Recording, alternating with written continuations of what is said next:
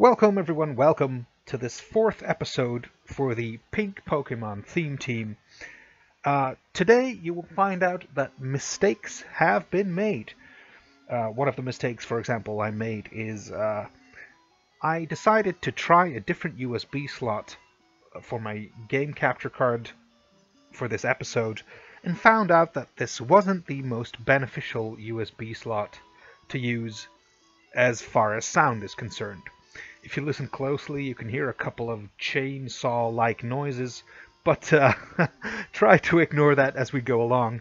Next time I will be using a different slot, and I will be much happier about the result of the volume and the sound.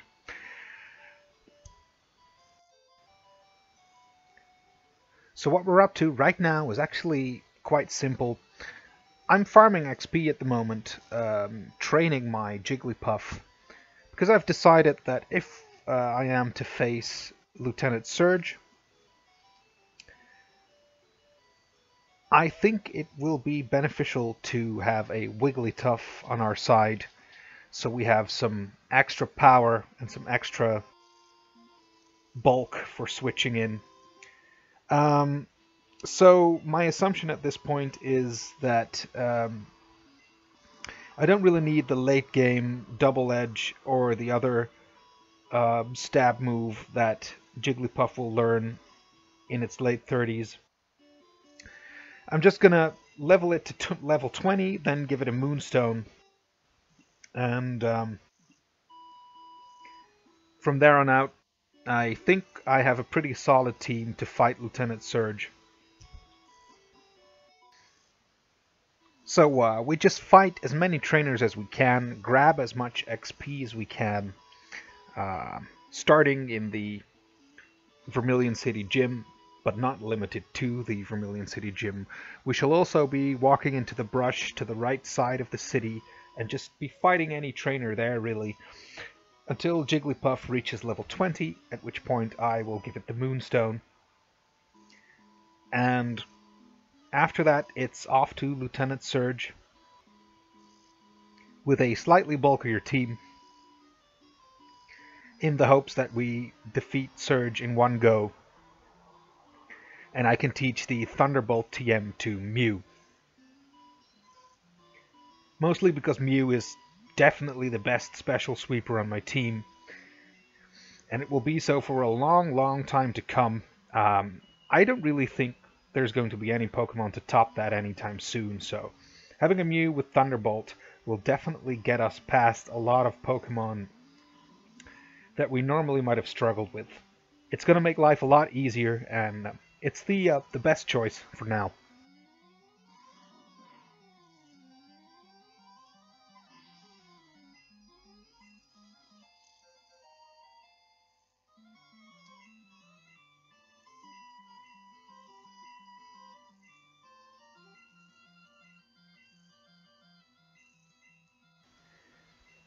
And an old familiar Pokemon makes its way back onto the battlefield, which means an old familiar gimmick is also going to make its way back into this fight.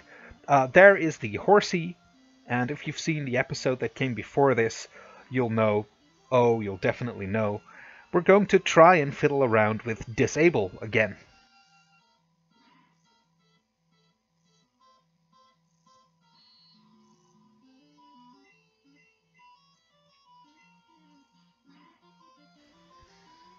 As you can see, it only knows Bubble because it struggles from the Disable, and this is going to get Jigglypuff a relatively easy win.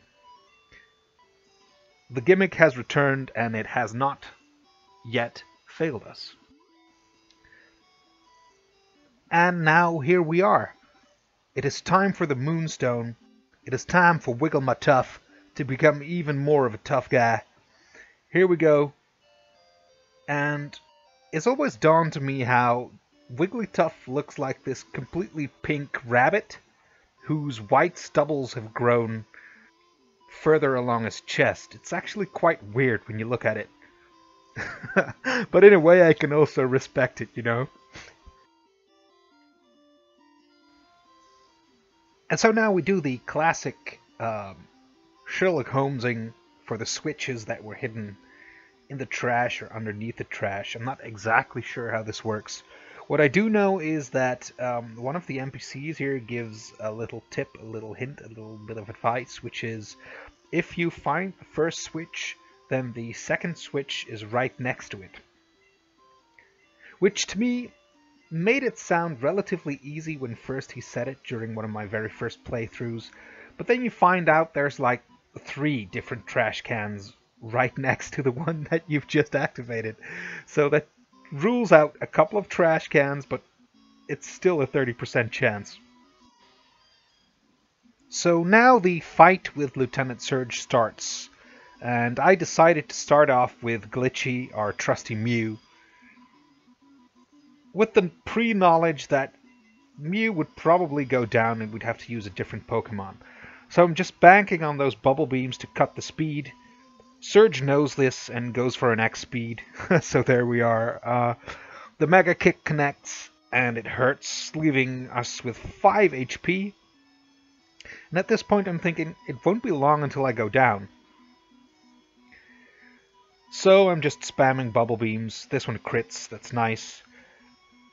And the Raichu continues to opt to go for Growl.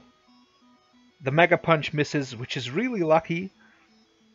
And with a bit more luck, which we get because we cut its speed, we take it down with just bubble beams.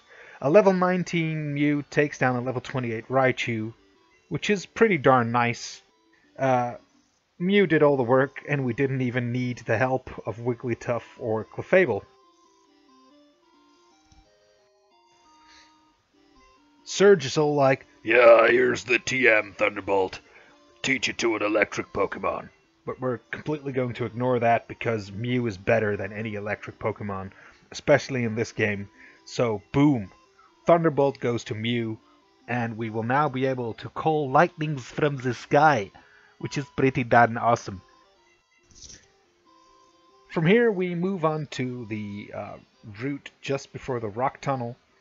I've used Diglett to use Cut, and I know I said that I would put HMs on all of my Pokemon in my team, but I think Cut is a waste, and I want to make an exception. The only Pokemon at this point that can learn it is Mew, and I'm giving Mew 1 HM at least, but that's going to be Fly, which I think is a bit less of a waste than using the HM Cut, which we only really need once. I'm also not using Flash. I know, blasphemy, but I know these tunnels pretty much by heart. I've played this game so many times, and to me it's pretty much a waste of time going through the entire Diglett's tunnel, getting the HM Flash, and then using an attack slot on any of my Pokemon to use Flash just for the rock tunnel. So I'm doing this whole thing without it.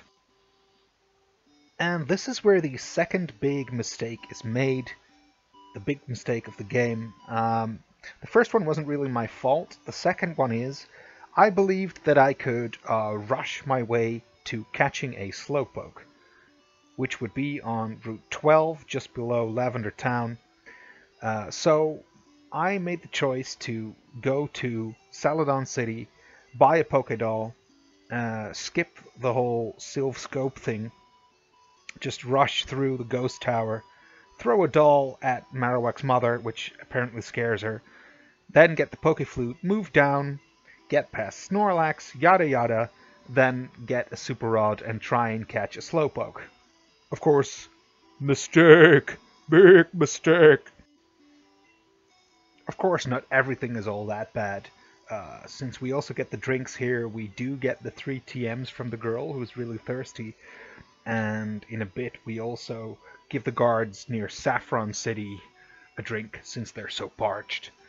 Which means that the doors open up to Saffron City, giving us an easier passage. So there are some advantages, but, eh.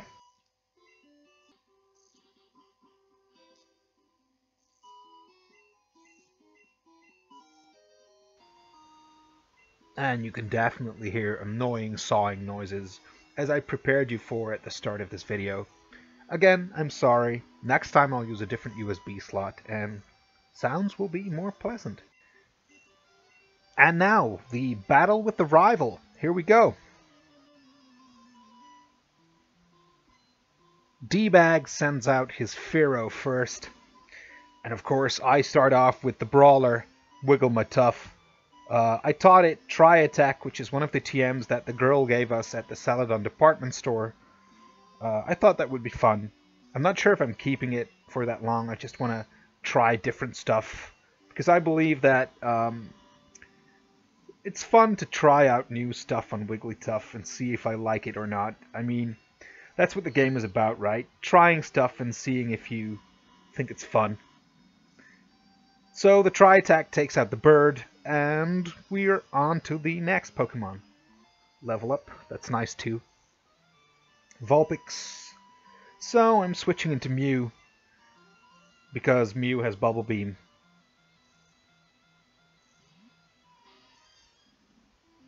And there we are. A quick attack still lands, but it's, well, not really that threatening. Bubble Beam connects and crits, down goes the Vulpix, and in comes the Magnemite.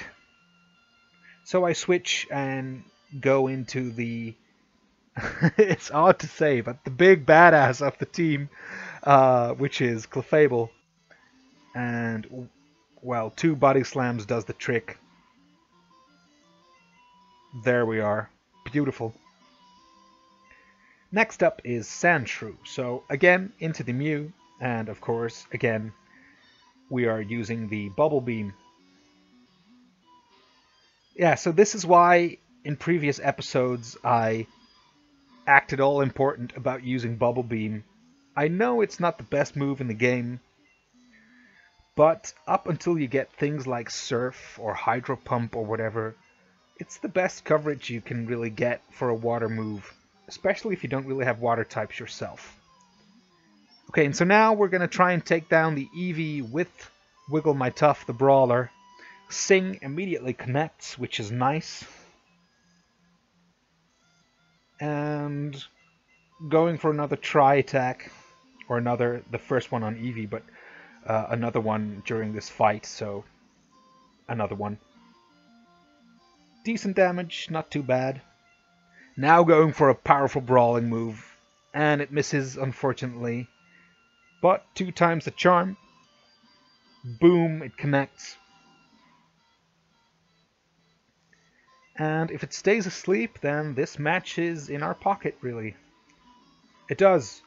And the Mega Punch connects, and that's the match. Well played, D-Bag. GG.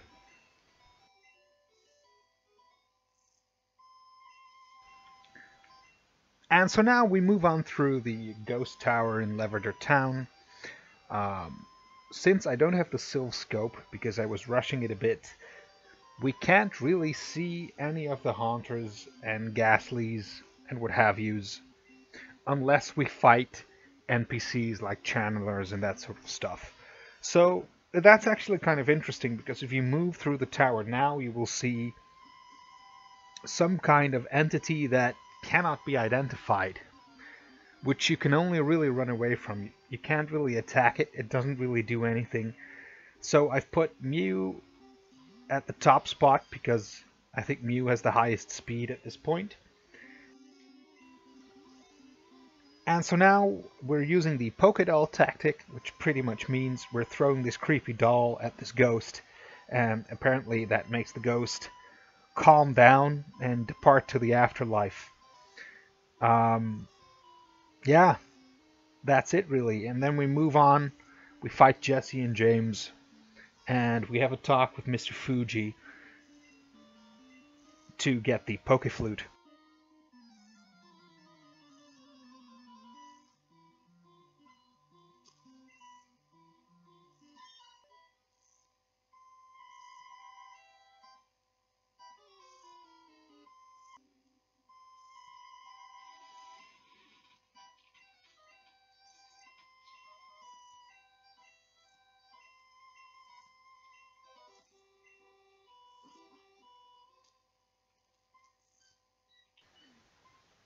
I think I'm actually one of the few people left on this planet who likes the Lavender Town Creepy Ghost theme song.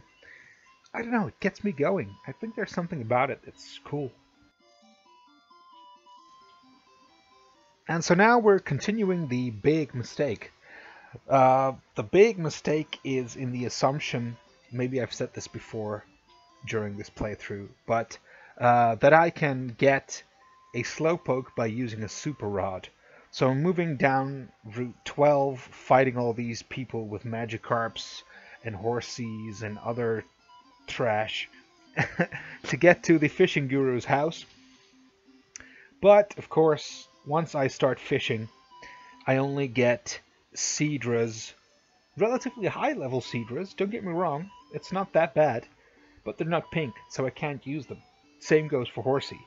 So yeah, I really find out here that I do need to surf to find a slowpoke, or to get to the Seafoam Islands, so I have kind of been rushing for nothing. Mistakes were made. So we're doing a couple of brave fishing attempts. And after a while, I have to admit to myself that, well, it's time to go back to the Pokemon Center and save the game and try and find more pink Pokemon next time during the next episode. So after a failed endeavor, it's time to go to the Pokemon Center and save. And I hope you will join me again next time for an episode 5 with better sound and even more adventures.